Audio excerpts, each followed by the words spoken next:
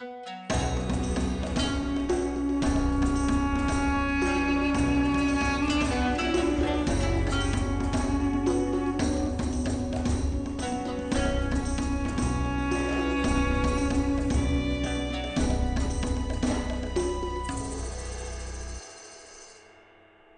ad break time. I am proud to announce that the Beyond Solitaire podcast is sponsored by Central Michigan University's Center for Learning Through Games and Simulations. Their new backer kit project, Art and System, is now live, and it features updated editions of 3 fantastic tabletop RPGs: Liam Burke's Dog Eat Dog, Anna Anthropy's Princess with a Cursed Sword, and Timothy Kleinert's The Mountain Witch. You should absolutely check them out. Also, if you want to help me keep the lights on over here on the podcast, you can support me at patreon.com/Beyond Solitaire. For now, though, let's get on with the show. Hey, gamers, this is Liz Davidson from Beyond Solitaire. And this week on the pod, I have a very special guest. This is Dr. Carly Kocurek. She is the director of the Game Design and Experiential Media program at the Illinois Institute of Technology. How you doing today, Carly? I'm doing great. I'm super happy to have you on. I actually read your book, Coin Operated Americans, which I thought was really, really interesting.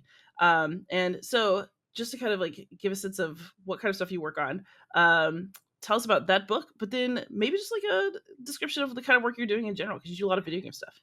Yeah, so my background's in American studies, so I do kind of like U.S. cultural history is my primary training.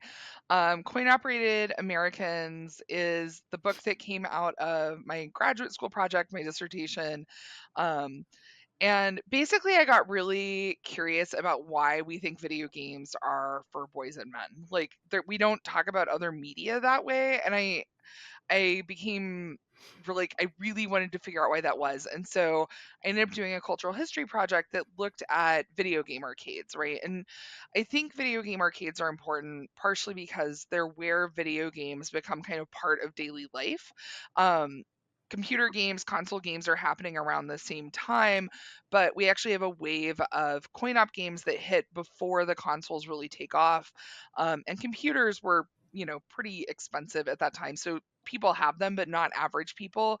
Whereas the coin op machines were really everywhere and they become part of um, public discourse and public debate in a very particular way that then helps shape how we talk about video games.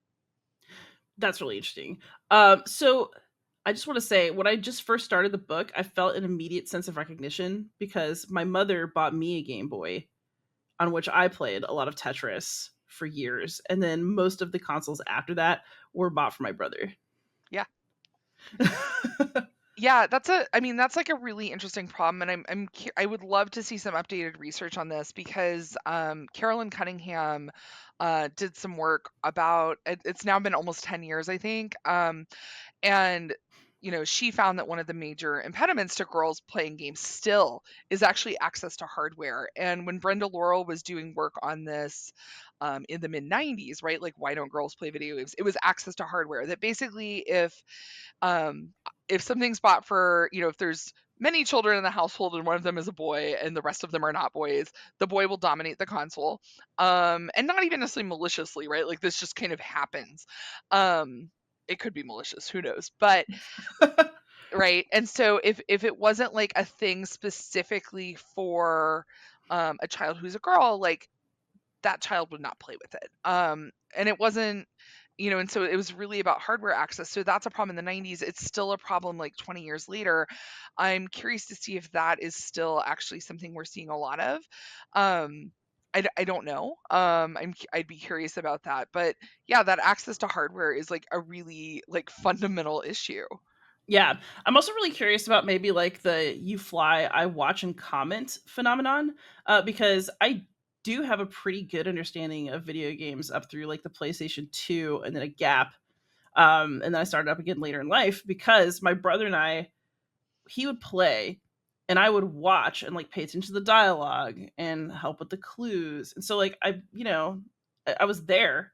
And Yeah. I also wonder about like how those relationships function. And then, even across gender, like if those sorts of relationships prepared us to watch people play video games online like we Oh, do that's now. Yeah, that's a really good question. I know specifically with the in-person aspect of that, Judd Regill talks a lot about this as co-play, right? Because often, like, if you're helping with the clues and you're like coaching people, like they're not actually playing alone, even if they're playing a single player game, right? And you even see this in arcades sometimes. And so, like, yeah, often we're thinking about a game as for one person, but it's not experienced in that isolated way. My colleague Jennifer DeWinter, in the book she wrote about Shigeru Miyamoto for the series we edit, um, one of the things she really goes into is that when he was working on Zelda, like the original game, right? Like his goal was partially that it become a game people would like meet up and talk about. Like if you were like ran into someone at the water cooler, you would like talk to them about like playing Zelda. And so even though it's the single player game, it was always this idea of it being part of like a social kind of like activity or a social engagement, that it was like a point of departure for conversation and connection. And so there's like a lot of different ways people experience and play games. And I think now too, it's funny, like, I try to explain to my students about how you used to be able to buy, like, paper books that would guide you through a game, and they're like, "That sounds completely unhinged," and I'm like, "Yes." I don't know how to answer that question other than yes, right? But, like, that was We quite did common. it. You would get, like, strategy guides and stuff like this, and so, like, and I think all of those, like, speak to, right, like, the idea that, like, maybe the games weren't actually like, they're really hard to do it alone, right? And, like, even now, like, how often are you playing something and you're just like, "I cannot figure out this puzzle," right? Like, my friend and I actually during the pandemic, we were playing Fable, like the reissue of Fable, and we were playing it's single player, but we were playing it on headsets, so we would both Yeah. like be talking to each other, like, and playing Fable, and we would like go the same direction so we could have like this similar experience. And every once in a while, we're like, I don't know what to do. Like, or like we'd hit like we're both like not super into the fighting part, and we'd hit like a boss battle, and we're like, oh, and she's like, I'm gonna make my husband do this, and I'm like, I'll go do it tomorrow. I'll go do mine tomorrow, and I'll meet back up with you next week, and I'll be past it. Like we like figure out like, um, and so like it's this funny thing where it's like it's social, but it's also like the reason we were using the game was different. Like there's Yeah. all kinds of ways people play video games, and like some of that's designed in, some of it's the affordances of it, and some of it's just like, do you want to play a game to be good at it, or do you want to play a game to experience it? And those are like two very different positions, and they're both approaches people have. Yes. All right. I'm going to tie this back around, but just as an aside, it heartens me so much to know that Zelda is meant to be a game we talk about, because I had a legendary game of Ocarina of Time with two of my friends in my dorm at college. And it was like Harry, uh, Brent, and me. And we had Hubliza is like the name of our link. And we would just go and swap off the controller and we played through the whole thing. And it was amazing. So I guess this goes to show, right? Like, we are women. There's lots of people in our age range of all genders who have had this kind of gaming experience, and yet, as you talk about in coin operated Americans, gaming is perceived as a very male pursuit, even though, like, very obviously, like, kind of not on the ground. One of the statistics you bring up a lot is that 40% of Pong money was coming from women. Yeah. And so um, the other thing I want you to kind of like talk a little bit about the book. You kind of frame it though as, instead of talking about how women got excluded, you wanted to focus the book on how men were included. So what made you decide to take that angle, and where do you think that it took you that's kind of like different from other discourse on this topic? Yeah. So in some ways, like I think, well, always I think the hostility is less interesting, right? Like we know how people get pushed out of stuff. Like it's like pretty like that's how it works, right? And we also know we have a broader culture around technology and business and leadership and like all these things where it's like, yes, of course, women get pushed out of things. Like like that's writ large in our culture and in our history.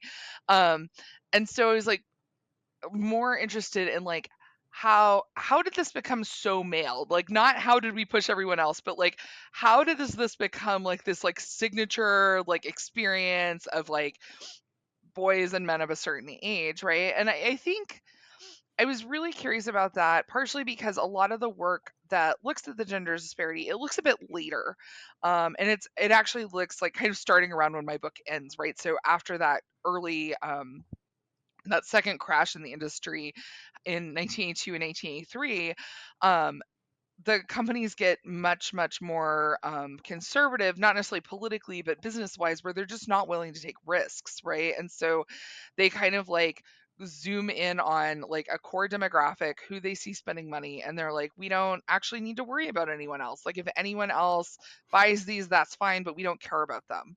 And so like that's like this weird moment. And so then a lot of the work on gender in games is looking at the wake of that, like how do you change that now that this has been established, right? And so then you're dealing with like, okay, we know that the industry became more conservative in this way. We know that um, the the money was being made in these particular ways, or like they were unwilling to take risks in these ways. Like we know all that, right? And so a lot of the focus was like on getting girls and women back into games, right? And there's really important books about that, like From Barbie to Mortal Kombat, and a number of other things, and like all the work that Brenda Laurel does with Purple Moon, like the like tremendous success of Barbie fashion designer, right? Like there's lots that happens that's really interesting. But that story is really different than like, okay, but like why why did we take like this cutting edge media technology and be like, you know who's at home here? 13-year-old boys and nobody else. Like that's so weird. And so I was really interested in that. So a lot of the work at the point that I started working on this project, a lot of the existing research was later, like it was focusing on later points. And it's funny now because now that book's been out over 10 years, and like, people will like, or about 10 years, I guess. I don't know. I'm very tired. And people will say like, oh, like this is like this really important early book in video game history, and it like makes me feel like a fossil, but also like I wasn't. It makes it sound like I did something really like intentional and important, and really I just like had a question I couldn't let go. And I also think like any project I did was going to end up being cultural history because of my graduate discipline. And it just like is almost, I mean, it's not a coincidence, but it's like I could have done similar work about a number of different other topics. And I happened to land on games, and I happened to land on video games in a moment when like most of the historical work had been done by enthusiasts, fans, amateurs, like, and I don't mean that in a dismissive way, but like people that were not professionally trained historians. And so it was an early book that was taking a really, really different approach. And so it ends up like being this weird kind of touchstone in this field, but like it wasn't like set up to be a touchstone. It was like set up to like answer one very specific question, right? Makes sense. All right, I want to come back around to a lot of the social aspects of the boyishness, but first, one thing I thought was really interesting that just I didn't understand as somebody who thinks about games when I was reading this book is that early video games were kind of associated with things like gambling machines, slot machines, pinball machines, like little horse race machines. Because when I think of video games, I think of computers. And so, how did you kind of handle that like perception split in terms of treating your study? And like when we look back at arcade games, like what should we see? Yeah. So I think, yeah, what should we see? I mean, I think recent history is hard because there's always like this heavy veil of nostalgia and personal experience, right? And I always think about like, and it's from this very different thing, but someone saying, when people are defending like a terrible person because that person wasn't terrible to them, and it's like not everything that happens to you, right? And so like something can be like very statistically common and also be something I've never experienced, right? And so like, you know, it's interesting because people occasionally will be like really angry. Like I actually one time a former Atari employee, like, it was really funny because I just like was not paying attention to Twitter at the moment. It was like this was years ago, it was before Twitter kind of um became a dumpster. But and I had tweeted something about like the weird timing of an award that was going to go to Nolan Bushnell, and Nolan, it basically eventually they decided not to award it. Bushnell's very gracious about it, right? He's like, "You're right. It's not. They were right. It's not the time for this." But then there's this like a woman who had worked at Atari, and she's like, I loved working at Atari. Everyone was amazing to me. I can't believe that people were being sexually harassed. Like, she wanted to argue with me, and I didn't even see it. And also, I wouldn't have argued with her because I'm like, cool, you had a good time. Not everyone did, right? Like, and like those are true at the same time, right? And like, I think that's always the case. So there's many people that had a really good time in the arcades. There's people that went to arcades that were wholesome and friendly and lovely. There's people who went to arcades that were like seedy and everyone was stoned. There's people, like they're not all the same experience. And so like I think sometimes the work I'm doing like makes people feel uncomfortable because like their own experience of it's different, but like I'm actually not talking about kind of like individual experiences in most cases. I'm talking about this kind of like average or cultural experience, or even not even the experience, but the story that our culture tells about it. And that becomes like even another layer removed. Yeah, I mean, like I did experience arcades in like the '90s as very Hmm. family friendly and like enjoyable. I Yeah. can't even imagine them as a CD place because it was just never my experience. Um, but I also just want to touch on like you mentioned kind of like freedom of speech arguments and like early conflicts about whether video games are appropriate for children. Yeah. So could you say a bit more about that? Like especially about like at one point in the book you mentioned that it was not so much always about freedom of speech, but about freedom of like marketing. Yeah. And how do we Or get away from like consumption, right? yeah. Yeah, so there's an early case. There's a couple Supreme Court cases about video games that are really interesting. And the one that I talk about the most in the book, and the one that I find the most interesting, is City of Mesquite versus Lens Castle Inc. Um, Mesquite is a town in Texas, and they had passed this like kind of wild regulation that like if you were going to open an arcade or have any coin operated machines, like you had to get like a special permit to do that, and like the chief of police had to review it and decide if you like were attached to any criminal elements. And also nobody could access the arcade under a certain age unless they were with an adult. But this was put in after Aladdin's Castle had already gotten they'd already done all the work to open. So like they'd already signed a lease, they'd already decided to open there, and then like the law and regulation changes. And so they sue. And they sue over a couple different things. And one of them is that like you've got this freedom of association, right? So like in fact if I'm friends with a criminal, it doesn't mean I'm a criminal. Um right? Or if I like any of those things. And then additionally, like there's not actually strong precedent in the US broadly for restricting children's access to media, unless it's pornographic, right? And so um this idea that like children couldn't go in arcades is actually like kind of interesting, and that it shows up in lots of places, and there are bans on arcades in many places, but it has to be a full ban. It can't just be a ban based on age. So this goes through the courts. At the time, Aladdin's Castle is like the largest operator of arcades in the US, possibly the world, right? Because they become part of a larger Japanese conglomerate. And they win the case at the Supreme Court, but it goes all the way to the Supreme Court. Like it's like meandering through the courts for years. And the Supreme Court says, like, yeah, like this like idea that the chief of police decides whether or not you're a criminal based on like who you know, and they don't have to provide any evidence, is not like that does not follow due process. And similarly, like this thing about the age restriction, like it doesn't follow due process, and it's a violation of free speech. But what's interesting is like the children aren't the ones making any speech, right? And so it's really about like their access to the games that are ruled to be free speech, which is really interesting, right? Because it's a consumer product, so like their right to access a consumer product. Um, and it's interesting because years later when we get like Brown versus EMA, like and they actually end up making a very similar decision. And they don't, I think if I recall correctly, they don't cite the Mesquite case. Like they come to like a similar decision, and maybe they were both pulling on the same precedents. I don't know.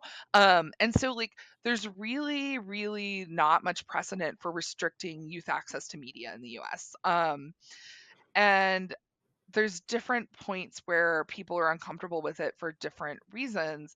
And like I think we're actually in a pretty interesting moment with regards to AI. Like I was talking to a friend this week, and she's like, my kid's school keeps telling them all to use AI, and they're like 12. And I'm like, okay, so there's all kinds of like learning reasons I would say not to do that, but I'm like, the thing I'm actually really concerned about is like the the whole idea of there being like an age of reason and a point at which like you have the information literacy and sophistication to like decide what's accurate, Yeah. and we have adults that are having like AI induced psychosis, and they're much on average, right, more educated than like 11-year-olds.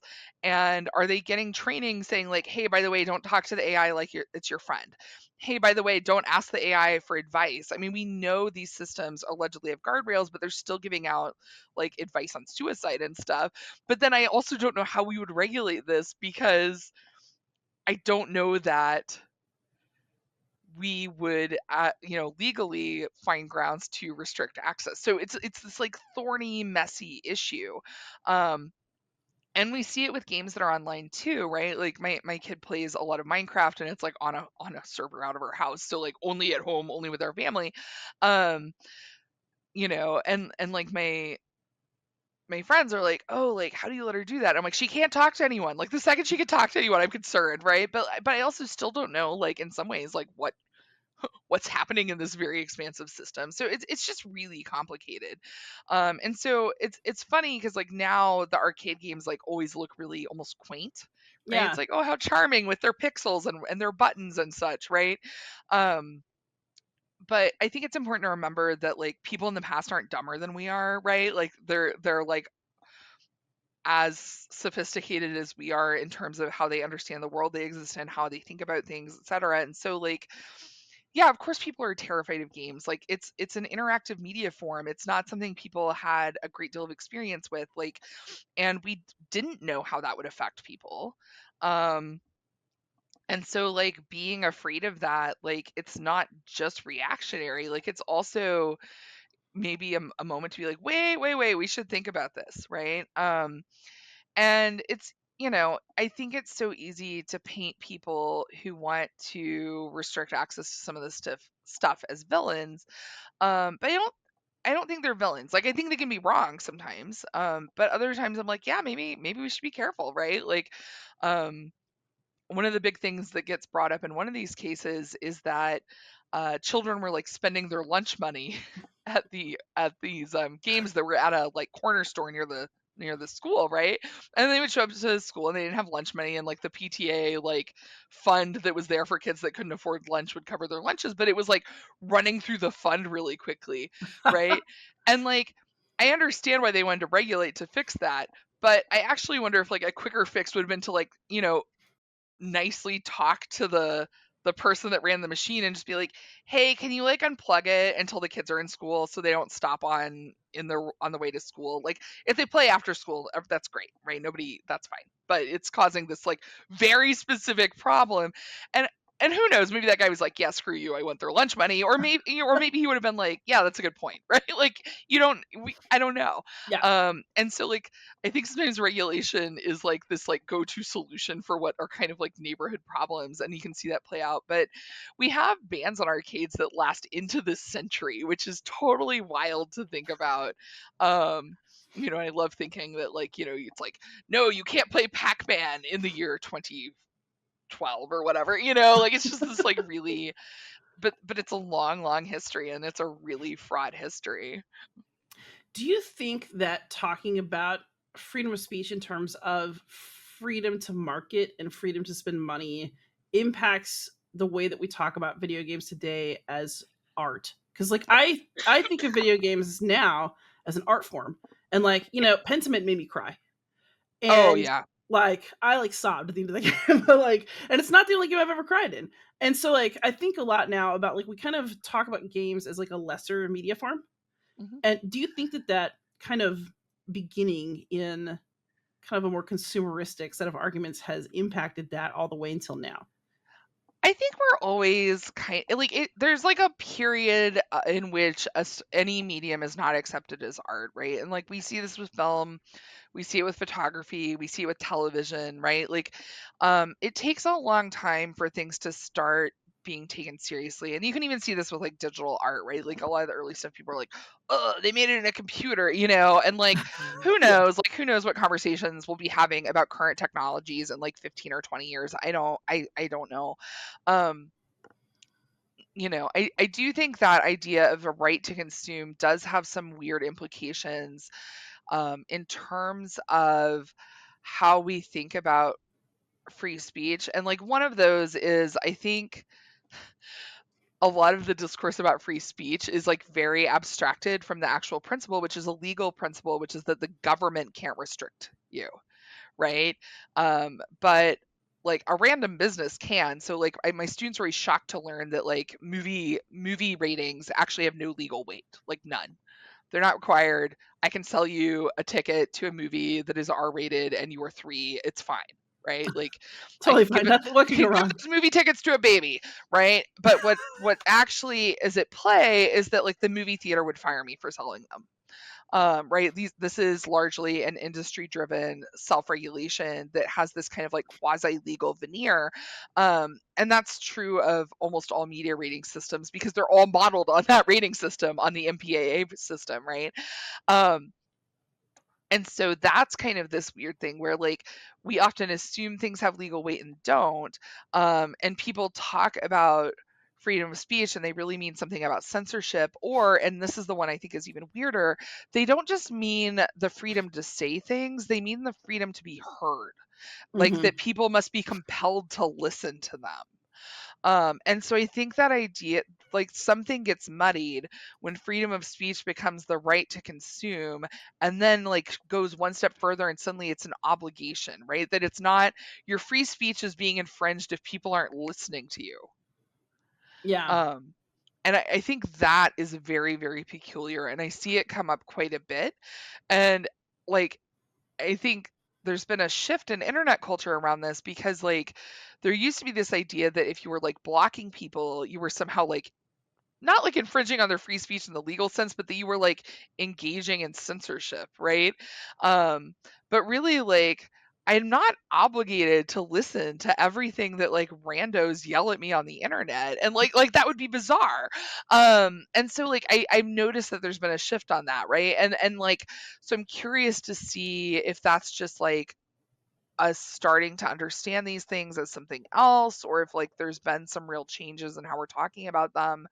But I do think that idea of freedom of speech as a right to consume also has, like, I think it's entangled with like some of the decisions we've seen around um, campaign funding and like lobbying and things like this, where like we start giving rights to corporations and to for profit entities in particular ways that equate them to or put them in like parallel to individuals, humans, right? Yeah. And so there's just like a lot of weird stuff there. I also want to loop back to this idea that like a game making you cry is like the most powerful thing it can do, because like I think we all like tend to do this, and like the game that makes me ugly sob is Gone Home, right? Like I assign it to students pretty regularly in my interactive storytelling class, and I tell them, I'm like, I've played this game like 3 or 4 times, I cannot play it anymore right now. um I find it emotionally devastating. The character is almost the same age as me, um, and grew up in a very similar, like, this isn't about my family, but about like the town I grew up in, like a really like pretty repressive and homophobic area, and like I find it like emotionally devastating to revisit that, right? And um so I'm going to make you all play this game, but I'm not I'm not going to play it again because I have all my notes, right? And I Yes. still, I will note that Pentiment moved me. It did not make me sad. So oh yeah. It wasn't even sad, like, it was cathartic, right, when yeah. I played. Like, I played Gone Home, and I finished, and I remember I was, like, going to the gym, right, and I, like, pulled myself together and, like, walked to the gym so that I could, like, not be crying in the gym, and then I left the gym, and I just started sobbing again, and my partner's like, "What just happened to you?" And I was like, "I was holding it together for 1 hour so I could finish lifting weights, and I'm done now," right? But um like, but that idea of like a game making you cry is so profound. And I just have to tell you, my favorite thing a student has ever said about a game in my class, they're like, I was playing it and I kept waiting for there to be zombies, and then it was about a dysfunctional family, and that's worse, right? And I'm like, it is worse. Like, like, but like that idea of a game making you cry, and like Roger Ebert says this, he's like repeatedly says games aren't art, like at the point that he's writing. And first of all, I don't know why people kept asking him about this. I actually find it very weird. It'd be like going up to a random like fine artist and being like, please tell me what you think about animation. And it's like, that person Yeah. doesn't know anything about that. Why are you asking them? Right. So, um, and he actually at one point did write, he's like, I don't know why I kept getting asked to weigh in on this, and maybe I shouldn't have because, in fact, I don't play games. Like, I don't know. But he kept saying, like, I can't imagine a video game that would make me cry, right? And it's like, is that the point of art? Is it like this idea that, like, it's not art unless it, like, makes you cry? And then if that's true, are melodramas, like, the highest form of art? Like, I don't know. Yeah. I think Yeah, it might be more about feeling touched. Like, it's about a feeling connected in a specific way, right? Like, laughing yeah, could maybe be the same too. But yeah, so, like, I'm really happy I feel like this conversation in some ways has kind of mimicked the shape of the book in that we haven't talked much about gender at all in a lot of this conversation. It's the factors that are kind of at play when we decide, like, what a video gamer looks like. And yeah, so, kind of like to do like a similar wind back, like, yeah. what does this have to do with boys? So, we've got a, a a world where corporations have rights. We've got a right to consume. We've got kind of like socially questionable activities trying to be presented as wholesome.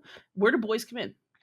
Yeah, so I will say one thing that I think is a good bridge here is that for about like the past 75 years, women and girls outspend men and boys on pop culture. Like they do more I believe consumer it. spending, they spend more on music, they spend more on movies, they spend right. And so like in fact, if you're trying to make a business out of any kind of like entertainment medium. In fact, the demographic you should go after is not men, right? Like they spend less money on it. But I think where you start seeing like the interesting stuff happening with men and boys is like some of the things that happened here are much longer historical trajectories. So the coin op business has like a terrible reputation. Um, Less so now, I think, but definitely in like the mid-century and into the 70s, like they have and forward, right? There's this reputation of it as being kind of like associated with organized crime and being kind of like operating in legal gray areas. And some of that's fair and some of it's not fair, right? Like so there are many people in that industry that are absolutely just like small business owners. They're that are like trying to be community members who make money doing a thing, providing a service. Um, but there's also like the reason we call it money laundering is because coin operated laundries were used to like clean money, right? Like dirty money. And because these coin businesses don't like the machines don't track how much money's coming in, and so like you could just be like, yeah, that machine took in $200, like throw all your money in there, right? Like um this is associated with Al Capone, which is very Chicago. But um so you've got that factor. There's also and like actually if you watch like Happy Days, which is a nostalgic version of the 1950s, like its representation of pinball is of like kind of like semi-delinquent teenagers playing pinball and it like being somewhere that like youths loiter and do teenager things, and like we as a society have decided we hate teenagers, so anything associated with teenagers is bad, right? And often pinball is associated with like drinking or like gambling. Like the reason pinball is initially banned is that it's classed as gambling fairly or unfairly. um Again, I'll give you more Chicago fun facts. Chicago is the hub of pinball manufacturing for like years and years and years, and for most of that time it is illegal to operate a pinball machine in Chicago. You cannot. So they make all the machines, but they cannot be running in businesses here, at least not legally, um, because Wow. it's classed as gambling, right? And so the coin op industry like occupies like a really fraught cultural position, and I think video games give them a moment where like they could be something else, right? Because computer technology is very exciting and forward looking. The machines look different, they look like flashy and electronic and like beautiful. There's a lot of really interesting design that happens. Rayford Gwen has written about that extensively, particularly at Atari. um, and the player base is suddenly like younger and more suburban, and more affluent. And so a lot of there's a lot at play, but part of it is that like the coin op industry like wants so badly to be respectable, and being able to say like, look at all these like wholesome young boys, they're learning how computers work, or like learning really good hand eye coordination, they'll make them excellent pilots in the military or whatever, right? Like there's all these like rationales made, like gives them an avenue to a certain kind of respectability, and so the industry like tends to lean in on that, and you see it over and over again. And so it's not necessarily about who's actually playing, but about who's seen as like a pathway to legitimacy in a certain way. Mm. um, right, and we've always talked about new technology in this kind of like strange masculinized way. So like Inventing American Broadcasting, which Susan Douglas wrote, it's this like book about early radio, has like a whole section about like all the coverage of early like ham radio operators is about how clever these young boys are that have learned how to operate ham radio. Right, and it's like they're like these boy geniuses, right? And so that idea of a boy genius is really seductive. And then you get into the post-war period, right, into the mid-century and the Cold War, and we're in like a science fight with the world, and want to show how like technologically sophisticated we are. And so like of course children using computer technologies and these being everywhere is like very appealing. Right, and so that's, and then you start seeing those kinds of narratives crop up in Hollywood. So it's really this like complex of factors, right? And I think that's in some ways like both like the thorny problem of doing cultural history, and also the true joy of it is like nothing ever happens for one reason. It's always all these like complex factors, and the intersections of them will result in some kind of particular outcome. And so it's like, my goal in that book, and like in general my goal with any historical work, is like the things that our culture produces and that we as a culture do aren't natural or inevitable, right? They're a set of, they are consequences of decisions and policies and economics and like human and inhuman factors that get something. And so if those things aren't natural, if they're not inevitable, we can change them, right? We Yeah. could make different decisions. Interesting. So one thing I want to talk about too is like when we talk about video games as for boys, I feel like we mean that culturally for a really extended period of time, including well into adulthood. So, like one of the examples you brought up, and I gotta laugh at this because I just watched the movie because I'm gonna watch the new one, is Tron. I'd never Yeah. seen Tron until like a couple weeks ago, Oh, and and it's like a crazy Jesus allegory, which is wild. yeah, but like man boy Jeff Bridges is like hanging out with a bunch of kids in his arcade and he's presented Yeah. as like the coolest ever. So like Yeah. what does this do like when we talk about boys and video games and like that extending into adulthood?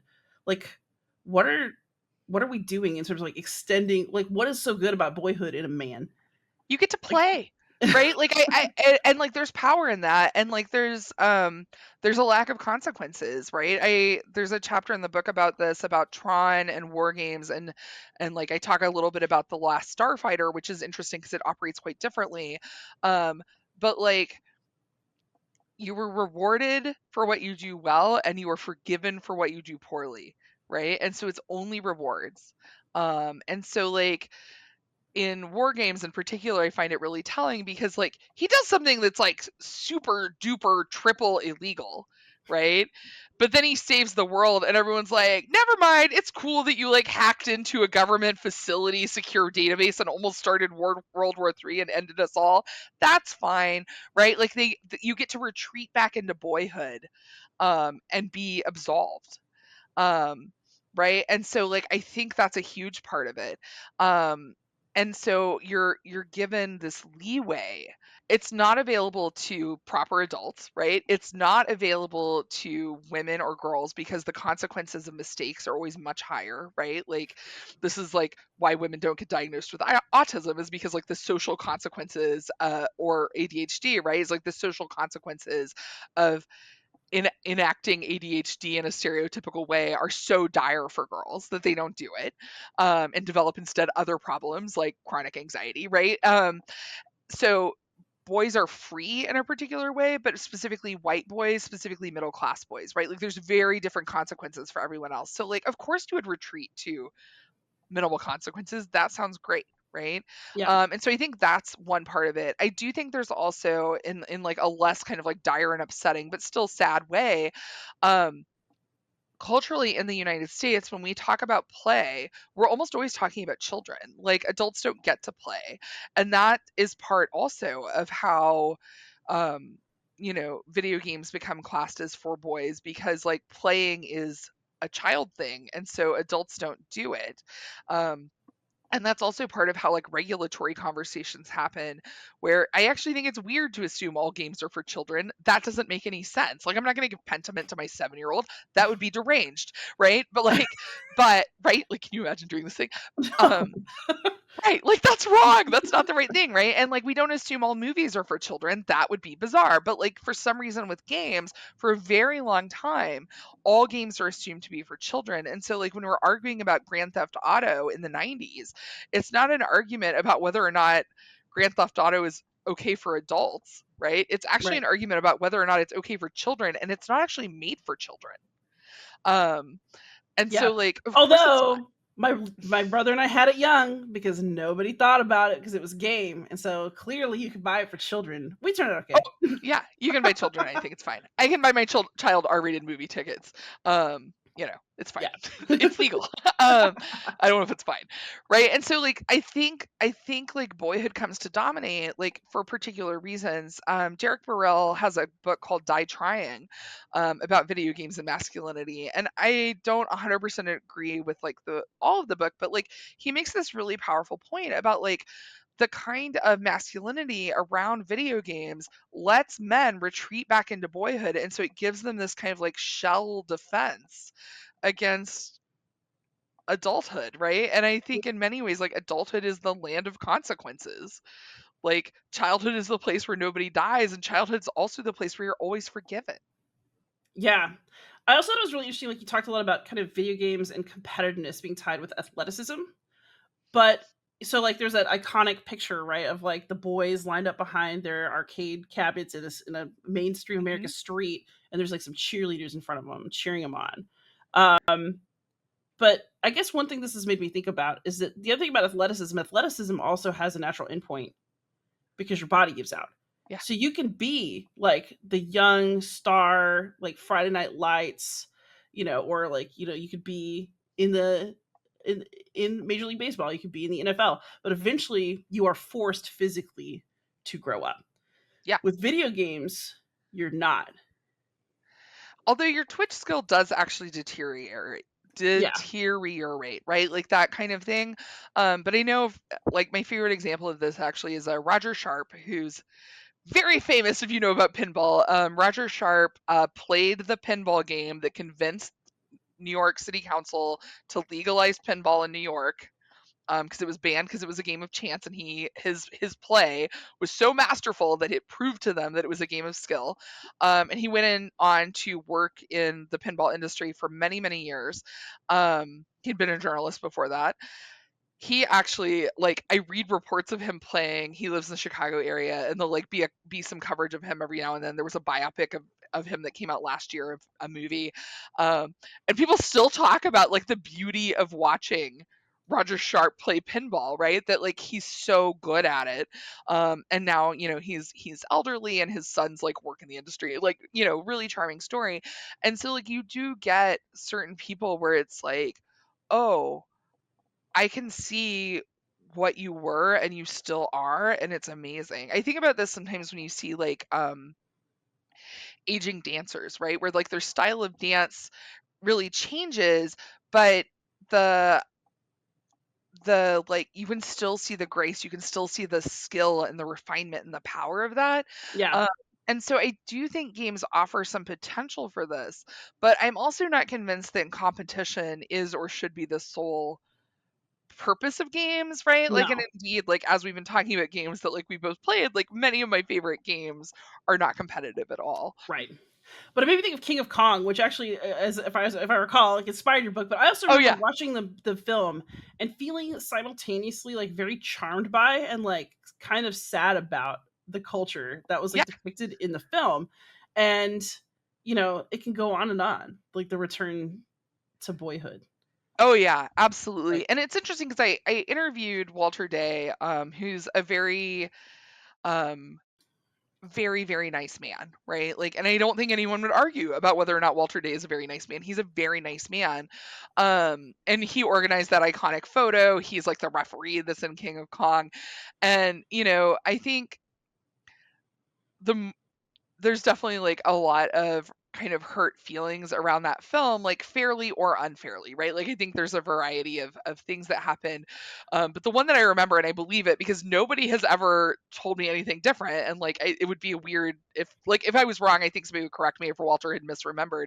But there's like a video that shows like Steve Wiebe eating alone, and Walter's actually sitting next to the cameraman because he had left the table to go sit by Steve to make sure he wasn't alone. And like that really hurt Walter's feelings that like it made it look like and I'm like, yeah, that would hurt. I get it, Walter, but also it's just like it's okay. He's a grown up. It's just a funny story, right? Like it's just a funny shot of Steve Wiebe eating alone. But it's also very sweet that like Walter Day is such a nice man. He's like, I would never leave someone to eat alone, you know. So like, I don't know. People are complicated and messy, and like oh I yeah. you see the best and worst of us at any any community.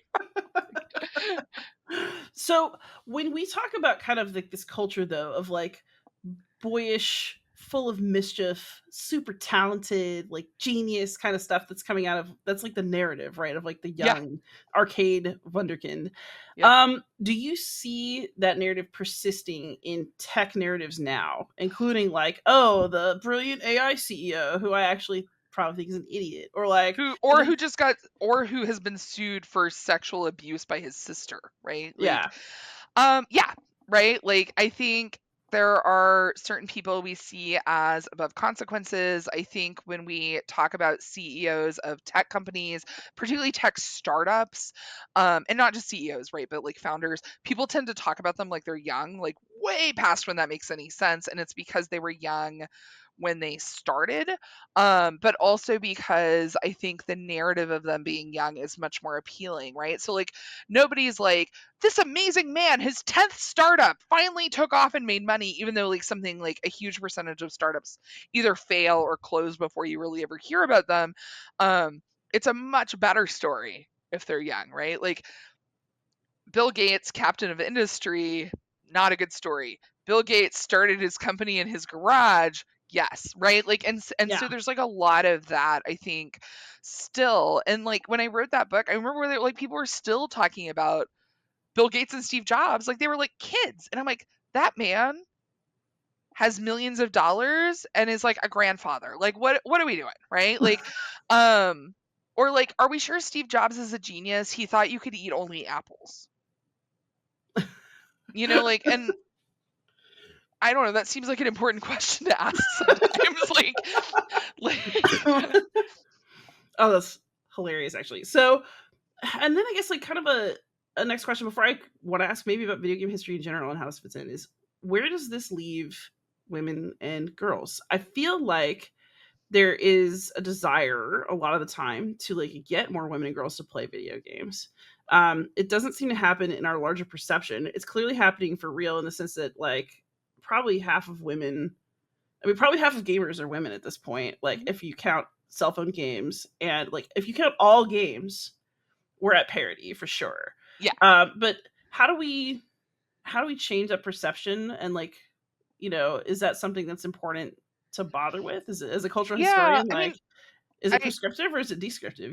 yeah, and I'll answer this one and then I apologize. I'm actually gonna have to jump off because I have Yeah, another absolutely. a meeting. But so in some ways, like I'm not sure that that perception will change because I think what happens when we start having more girls and women playing games, is that actually we just like the goalpost move, right? Where it's like, oh, not those games, or like, oh, not it only counts if this, it only counts if that, right? Like, so I think there's a lot of that happens. But also, like in some ways, I think that perception is less important than like what ends up happening in reality, right? So if women and girls are getting access to cultural spaces in and around gaming that meet their needs, that let them have sufficient and equitable access to culture, then like I don't think they need to be part of the stereotype of who plays games. Um, but if that stereotype is being used to exclude people, then that's something worth dismantling. But I think that there's been some real shifts in how we imagine technology as part of daily life. I think like the normalization of cell phones and tablets has helped shift that. Like the real popularity of mobile game systems, including like the Nintendo Switch and the Switch 2, like, I think like who plays and why they play has like kind of moved in our popular imagination. And I think that's really important, right? And I think that's good. I'm optimistic that we will continue. I think the makeup of who's making games has changed a lot, and I think that's given us a lot of leeway. Nice. All right. So thank you so much for coming on. We're Yep. gonna do some rapid questions today. You gotta Okay. go. One, what is a game you've played recently that you really enjoyed? What is a game I played recently and really enjoyed? So I actually have just been playing like not very good match 3 games because I get stressed. Like, I will say I actually play a lot of Twine games, and the game I've been most recently thinking about, because I was having students play Twine games, I was actually thinking about Christine Love's Even Cowgirls Bleed, which is like so bizarre and grim and lovely. So like I would, if you haven't played Even Cowgirls Bleed, I would recommend that. So Fantastic. And then if people want to follow you and your work online, where do you like to be found? yeah, I'm Sparkle Bliss on Blue Sky is the easiest place to find me now. Fantastic. Carly, thank you so much for coming on. I've really appreciated your time, and this is a really fascinating conversation. Great. Thanks so much. And I have to bump, but I will talk to you eventually. All Take right. care. Bye. Happy gaming, everybody.